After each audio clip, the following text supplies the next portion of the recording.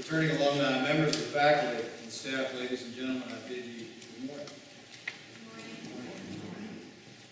Thanks to Hamlet Jones, I had the pleasure 2 days ago of spending some private time with our senior class.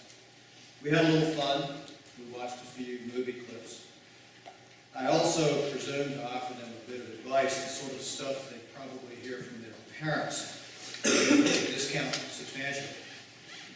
Nonetheless, for a captive audience well into their senior slumbers, they treated me well enough, for which I was very grateful.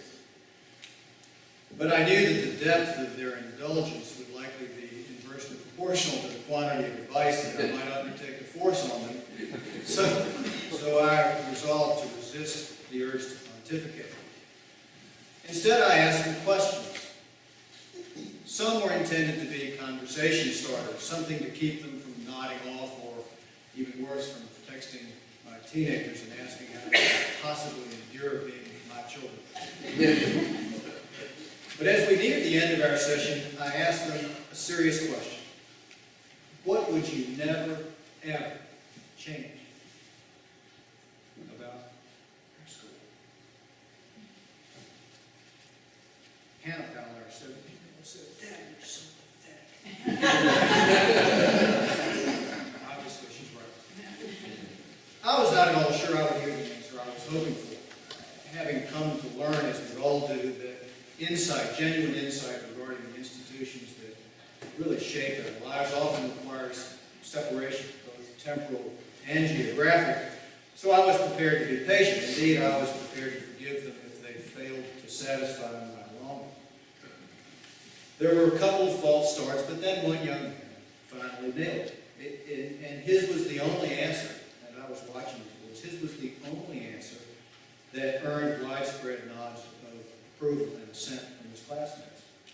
He said we should always start the school day right here. He was concise, which I appreciated. His answer required only one word: chapel.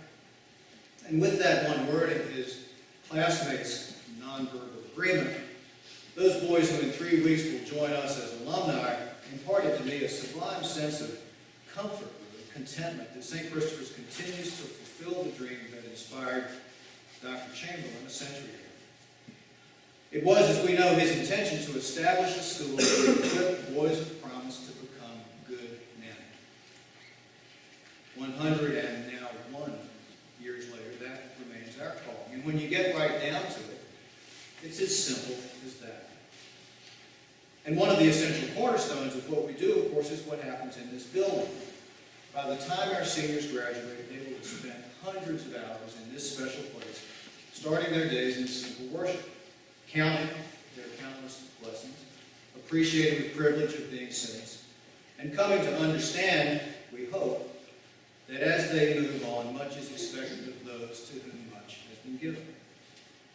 I wish you could have been in the room with us. You would have been reassured that St. Christopher's remains committed to its foundational principles.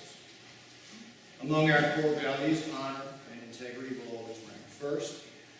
We have always been and always shall be a school for boys and a church school.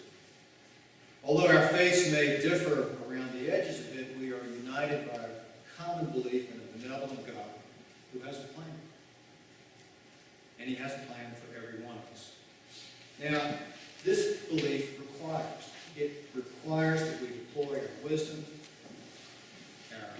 life skills, and our values to make a positive difference in the lives of others, whether in ways large or small, whether noticed or unnoticed. And not necessarily all the time, but when we can. This is our definition of leadership. It differs in two material ways from the commonly understood definition. First, it is rooted in the imperative of service. Second, it assumes that all of our graduates, every single one of them, can and therefore must become leaders. It is this concept of leadership that lies at the core of our second century vision. We are very confident that Dr. Chamberlain will approve. Well, does this mean that not much has changed other than the obvious upgrade of our magnificent physical plan? I can assure you that it does not. In fact, very much to the contrary, there are dramatic changes and at every level, starting in the lower school. I dare say that Dr. Chamberlain would be stunned. More accurately, I think he would be dazzled. It is not so much that the content of our coursework has changed, because it has not, at least not much. After all, we are preparing boys for college and for life, and academic rigor is very much a part of our DNA. So no, we're not changing so much what we teach, rather we're changing how we teach. And as we move into our second century, we will be focusing on several areas. We want our boys to be able to collaborate with others to solve difficult problems.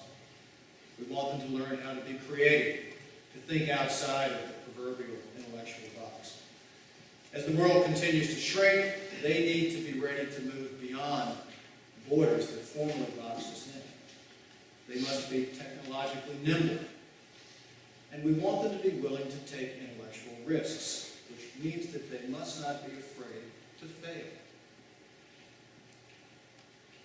In short, we intend to become a global leader in the education of boys. Now, this is a very tall order. Fortunately, our faculty has never been stronger. Energized by the vision and leadership of Charlie Stillwell and his administrative team, they are rethinking traditional roles of teaching. They are innovating. They are experimenting.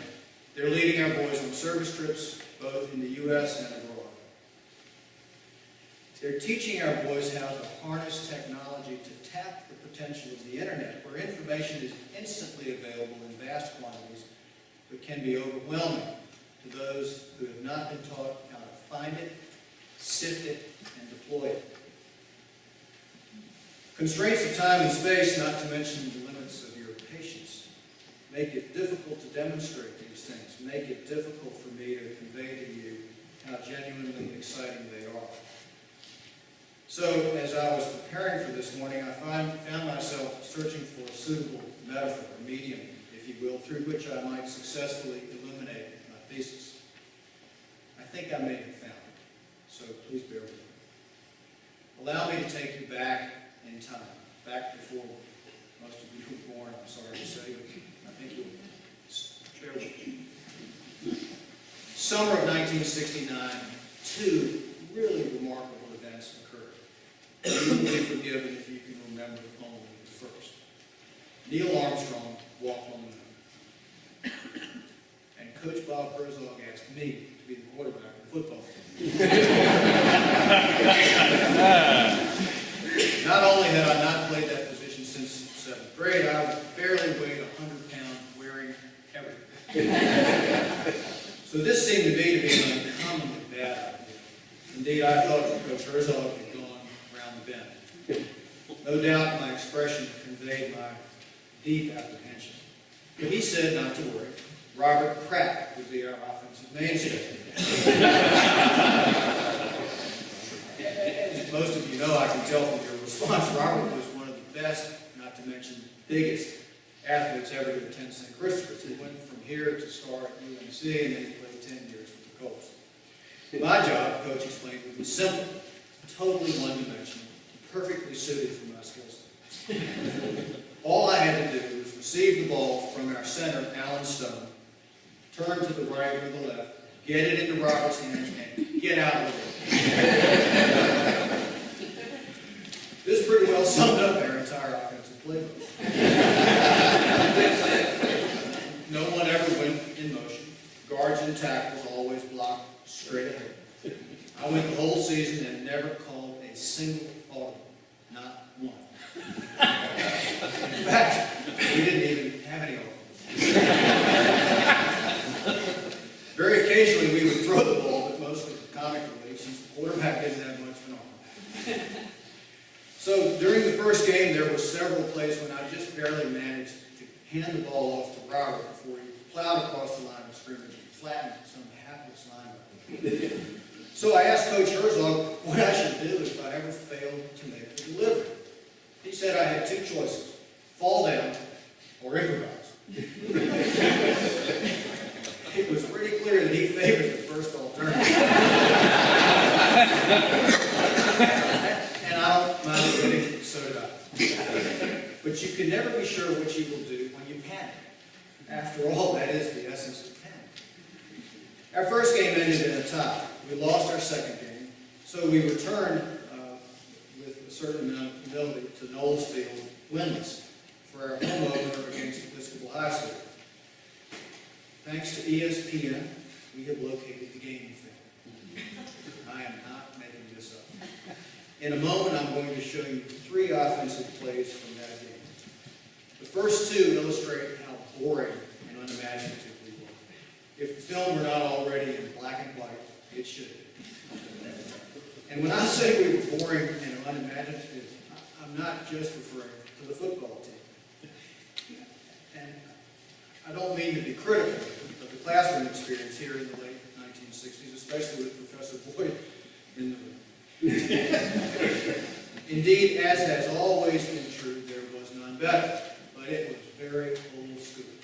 As students, we were seen as empty vessels, sent here so that the faculty could fill us with facts and figures sufficient to get us into college. Like the football team's offense, it was 3 yards and cloud dust, effective for times, but no frills. The third play illustrates the power of panic to yield an unanticipated outcome.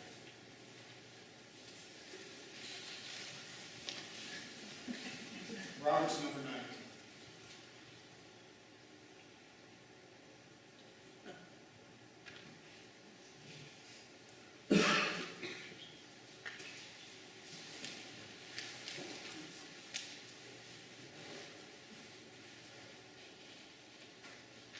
Not surprised at that, but I'm waiting for it. No, Coach Turner would be embarrassed. Okay, 3rd and 3, midfield. Time to give it to Robert, right?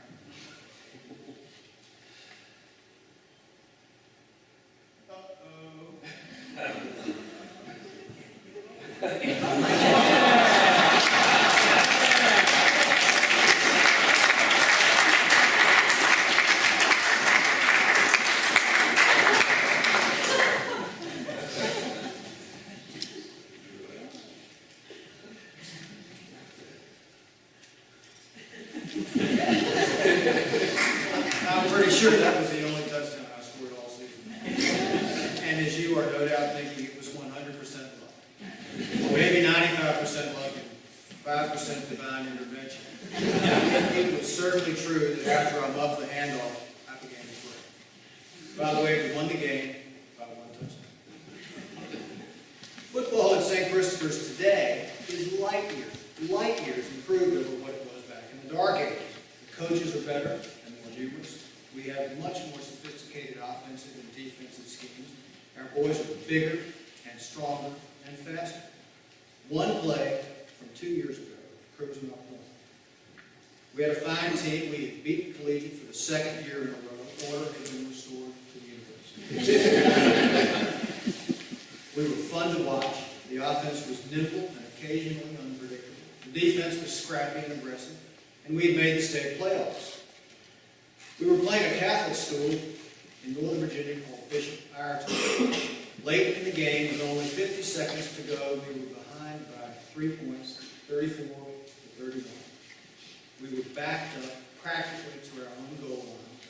We were out of timeouts. It was 4th down, 4th and 16. It was a fine time for prayer.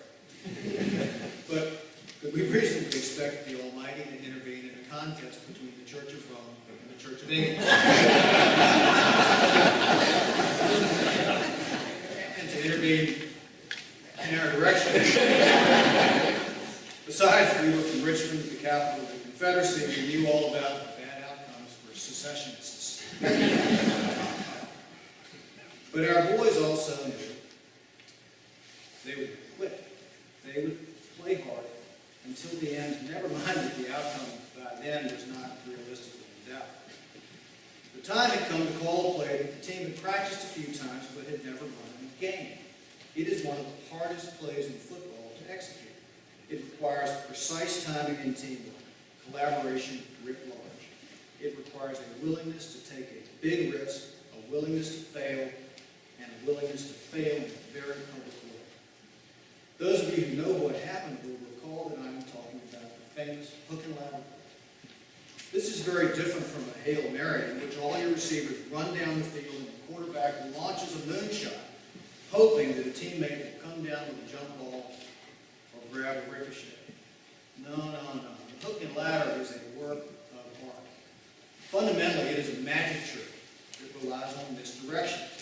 But it requires 11 teenage boys to work together seamlessly, under pressure, to execute a precise minuet in roughly 4 seconds.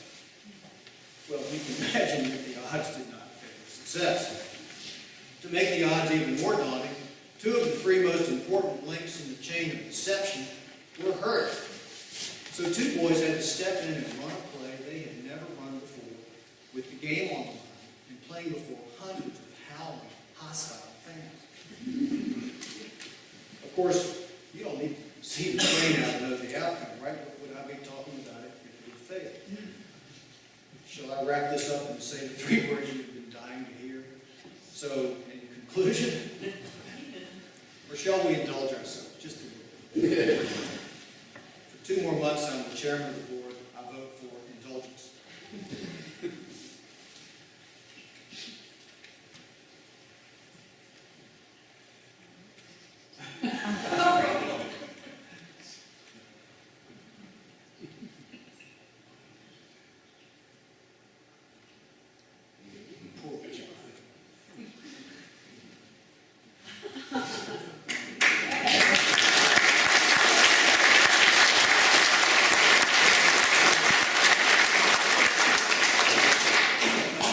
You have to agree. Think of you.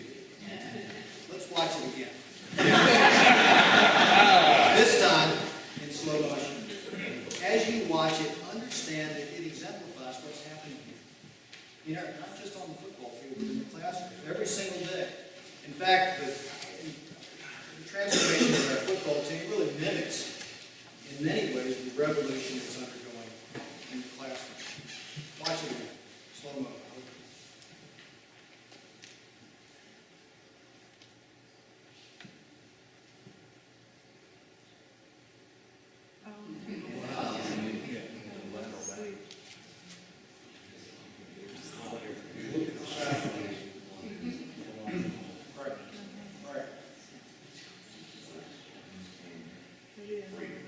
A lot of disbelief in here.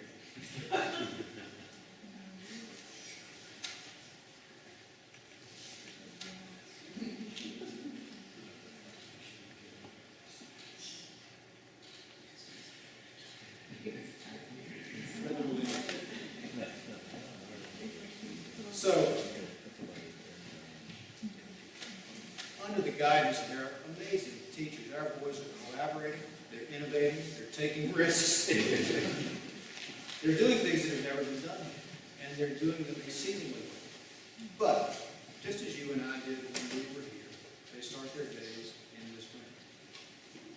They sing the hymns we sing. They recite Dr. Chamberlain's prayer, which we will be reciting in a few minutes. And whether they know it or not,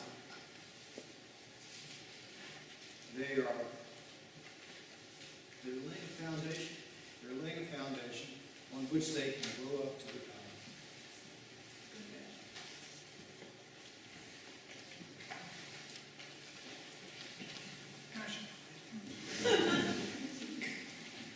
It really is amazing what they're doing here.